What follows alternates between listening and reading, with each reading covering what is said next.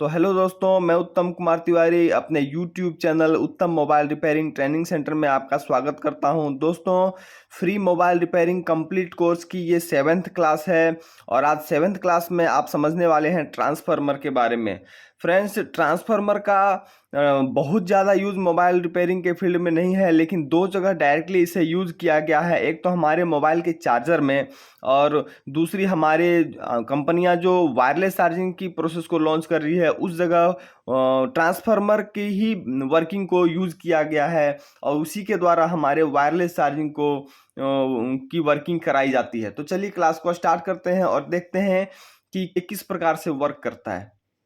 हमारे घरों में जो बिजली की आपूर्ति की जाती है वो 220 या 230 वोल्ट एसी करंट होता है जो पावर हाउस से दी जाती है और इस करंट को हम अपने मोबाइल को चार्ज करने के लिए यूज़ करते हैं या किसी भी घर के किसी भी इलेक्ट्रॉनिक्स डिवाइस को ऑपरेट कराने के लिए करते हैं। जैसा कि आप अपने फ़ोन को चार्ज करते हैं तो उसके लिए पहले अपना एडेप्टर लगाते हैं और एडेप्टर लगाने के बाद वो 230 वोल्ट को कन्वर्ट करके 5 वोल्ट में हमारे यूएसबी केबल को देती है और उस यूएसबी केबल को हम अपने मोबाइल में कनेक्ट करते हैं और हमारा मोबाइल चार्ज होने लगता है, चाहे वो किसी भी कंपनी का हो। इस प्रोसेस को कैसे अंजाम दिया जाता है, चलिए आइए समझते हैं।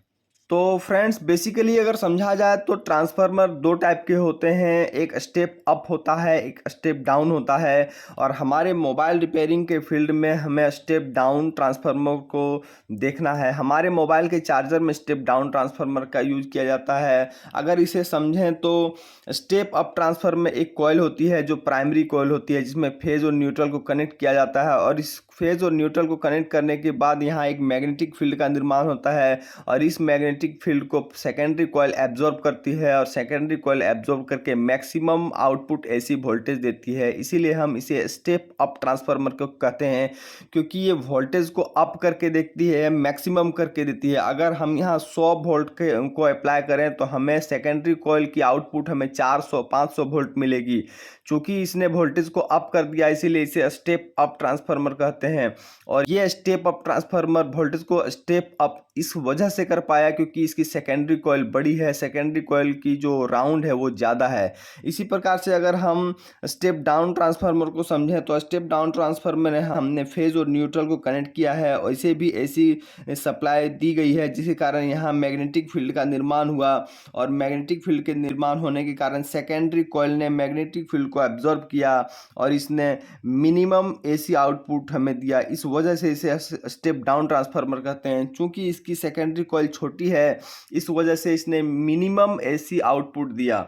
हमारे मोबाइल के चार्जर में स्टेप डाउन ट्रांसफार्मर का ही यूज किया गया है। चलिए आइए समझते हैं किस हिसाब से इसे यूज किया जाता है। तो अभी आप देख पा रहे हैं कि हमने दो ड्राइंग को बनाया है। पहली ड्राइंग में आप देख पा रहे हो कि 230 एसी वोल्ट की सप्लाई हमने ट्रांसफार्मर में दे रखी है और ये ट्रांसफार्मर है स्टेप डाउन जो कि हमारे चार्जर में यूज किया जाता है। और हमारा चार्जर कैसे 230 वोल्ट एसी करंट को सीधे सीधे 5 वोल्ट डीसी करंट में कन्वर्ट करता है, आइए उसे समझते हैं। तो सबसे पहले ये ट्रांसफार्मर स्टेप डाउन ट्रांसफार्मर इस एसी करंट को मैक्सिमम एसी करंट को मिनिमम एसी करंट में तब्दील करता है जो कि 5 वोल्ट एसी करंट है। और ये 5 वोल्ट एसी करंट जाता है हमारे ब्रिज रेक्टिफायर जो डायोड से बना होता है और ये ब्रिज रेक्टिफायर डायोड इस 5 वोल्ट एसी करंट को 5 वोल्ट डीसी करंट में तब्दील कर देता है जिसे हम अपने मोबाइल को चार्ज करने में यूज करते हैं।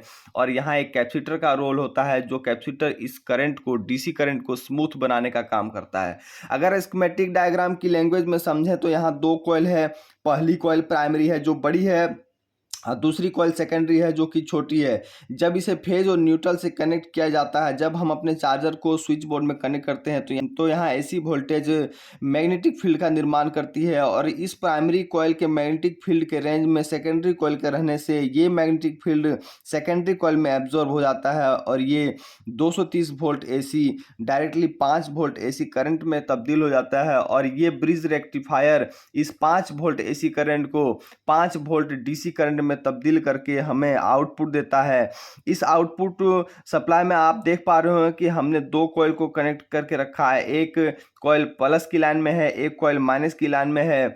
इन दोनों कॉइल की वर्किंग यहाँ ये रहेगी कि अगर किसी भी कारण से अनवांटेड फ्रीक्वेंसी या अनवांटेड एसी करंट इस रास्ते में आ जाएगा। तो जैसा कि आप जानते हैं कॉइल एसी को पास नहीं करता है, ब्रेक कर देता है, तो वो एसी करंट को इधर पास होने नहीं देगा, इसकी इजाज़त नहीं देगा और केवल smooth DC current 5 volt DC current को ही आउटपुट करेगा। और उस 5 वोल्ट डीसी करंट को हम यूएसबी केबल की मदद से हम अपने फ़ोन में कनेक्ट करेंगे और हमारा फ़ोन चार्ज होगा। फ्रेंड्स, ये जो सर्किट आप देख रहे हैं हमारे मोबाइल के चार्जर में इसी का यूज किया जाता है। आशा है मैं आपको समझा पाया और आपने भी अच्छे से समझा होगा।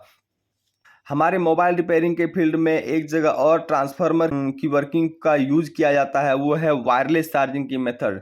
कंपनियां जो भी वायरलेस चार्जिंग लॉन्च कर रही है उसमें भी 2 कॉइल का यूज किया जाता है। एक कॉइल होता है हमारे वायरलेस चार्जिंग के चार्जर में और दूसरी कॉइल होती है हमारे मोबाइल के बैक पैनल में। जब प्राइमरी कॉइल की मैग्नेटिक फील्ड को हमारा मोबाइल में लगा सेकेंडरी कॉइल एब्जॉर्ब करता है, तो एब्जॉर्ब करने के बाद हमारी चार्जिंग सर्किट एक्टिव होती है, जो कि चार्जिंग सर्किट हमारे मोबाइल के अंदर ही दी होती है।